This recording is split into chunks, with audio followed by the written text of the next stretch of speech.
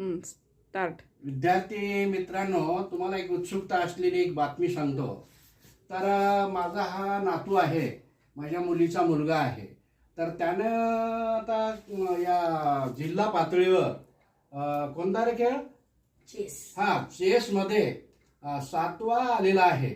म्हणून त्यांना मी टॉप 10 मध्ये आल्यामुळं मला उत्सुकता वाटली.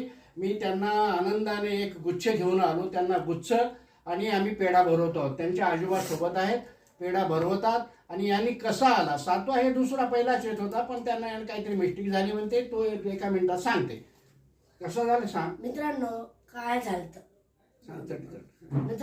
झालं की तिथे आता माझ्या 5 मॅचेस होत्या.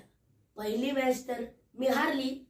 मग मला वाटलं की मी सगळ्याच हारेल, पण असं नाही झालं. मग दुसऱ्या मॅचला बसलो, त्याला पण मी चेकमेट केलं. मग दुसऱ्यावर बसलो, त्याला पण चेकमेट केलं. तिसऱ्यावर बसलो, त्याला पण चेकमेट केलं. पण लास्टला बसलो, मला वाटलं अपोनंट 2-3 मिनिटात येऊन जाईल, पण मग अपोनंटच ॲब्सेंट होता. मग त्याला बाय देऊन टाकला आणि मला हाफ पॉईंट दिला. म्हणून नाहीतर मी त्याला पण चेकमेट करून सेकंड नाहीतर थर्ड प्लेसवर गेलो असतो.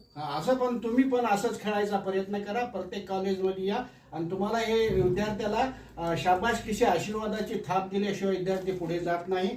म्हणून यांना मी आज पेढा भरवणं आणि गुच्छ देत आहे. तर यांना शुभ आशीर्वाद. आणि यांना तुम्ही लाईक करा, सबस्क्राईब करा. हा मी उद्या व्हिडिओवर टाकणार आहे. बरं, धन्यवाद. राम राम.